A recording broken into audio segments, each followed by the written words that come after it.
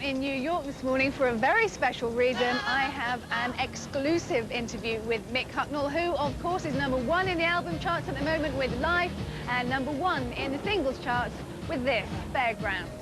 Driving down an endless road, taking friends or moving alone. Pleasure at the fairground on the way.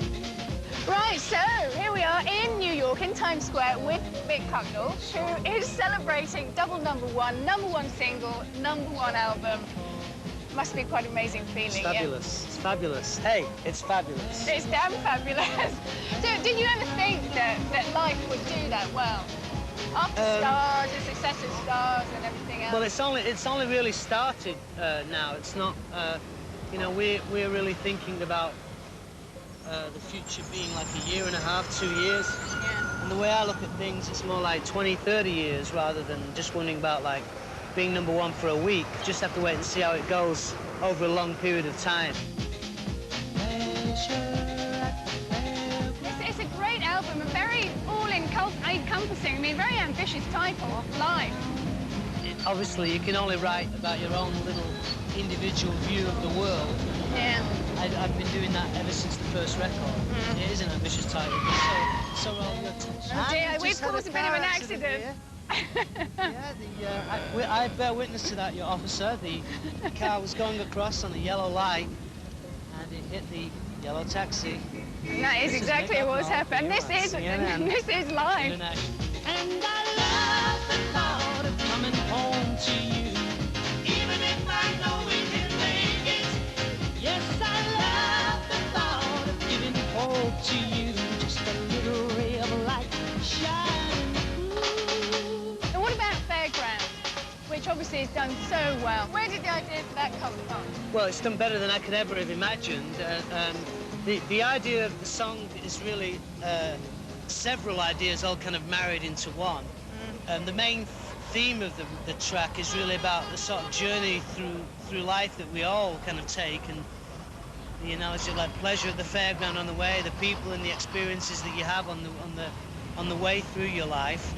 And it's also about being a teenager and going into a fairground with all your mates and looking for nice girls, checking out all the girls and all the lights and the neon and the whole magic of the place. Yeah. And I got that reminded to me because I passed by a fairground close to where I live in Milan every Sunday, and I just see all the kids doing the same kind of things that I was doing when I would go to the fairgrounds, you know. So it just really inspired me.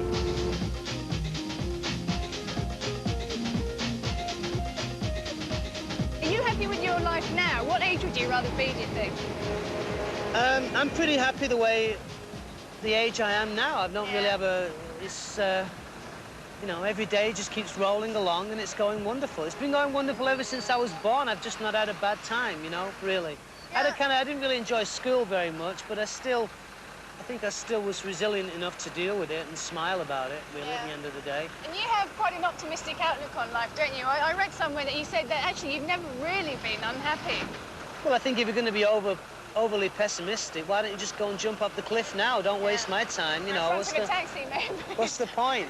What's the point? I mean, I'd rather try and achieve things and do things than sort of sit around moaning about it and do nothing, you know. And I love the thought of coming home to you, even if I know we Hucknell there with our Fiona, big football fan, our Mick, Man U fan. Well done last night tonight. living different lives under turbulent time. Oh man, we don't know good for evil.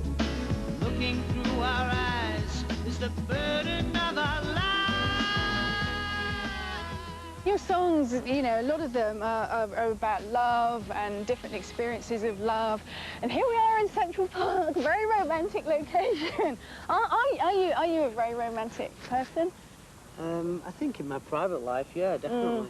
And certain loves have stood out and inspired your songs, yeah, in a big way.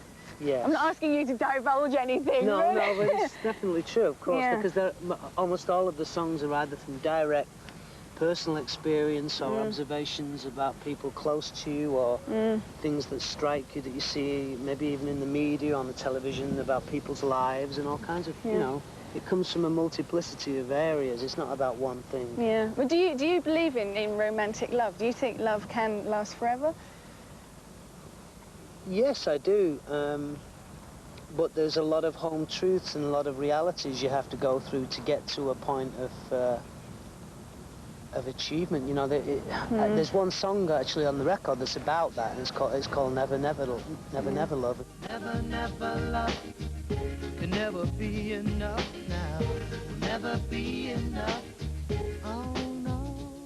I mean, your feet, I don't think, have ever left the ground. I mean, you're still firmly rooted in that working class, you know, once I didn't have any money sort of mentality.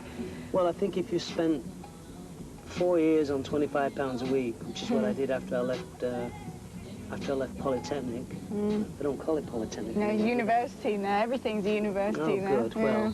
So you went to university? Oh, did I? Yeah. Well, that must make me more intelligent now, doesn't it? Exactly. Yes, I was on the dole for like 4 years after, and also my general upbringing anyway was always to respect the value of things. Yeah.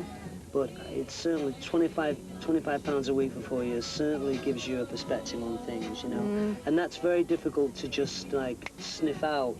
Definitely. And it gives you a sense of value and something that I don't think I'll ever really lose. And what about, I mean, your dad is very, very dear to you, isn't he? Your dad, Reg. Are you still very close to him?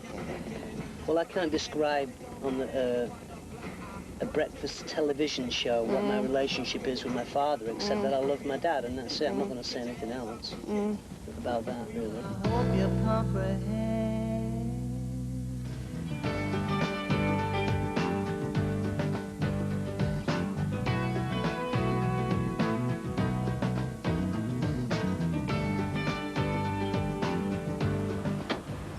Now, obviously, your music speaks for itself, I think, but a lot of people want to know about you. If they don't know about you, they make up an image of you. But, you know, one of the big things is that you're a womanizer. I mean, you know that said about you. Well, I don't ever talk about it. I mean, you never really see any direct quotes, and you never ever see me talking about anybody specific. I mean, call me old-fashioned, call me Victorian, but I think it's dishonourable. I wouldn't ever speak about a woman in public. But do you actually want to get married one day, have children? Yeah, I do. Probably not for a few more years yet, 3 or 4 years. I'll keep holding on. I'll keep holding on. People concentrate on your appearance as well, you know, and they've said some very insulting things about you in the past. Has that hurt you? I read one the other day that said that I told you on the street, I've lost 2 stone in a month or something like that, you know. Just to put the record straight, I've actually gained weight. I've actually not lost weight, I've gained weight. But it's muscle weight. Yeah, it's supposed to be heavier, yeah.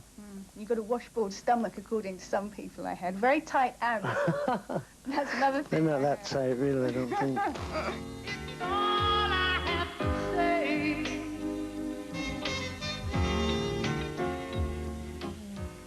Good sign, good music. Mick Hucknell, Simply Red with our Fiona there. And we've got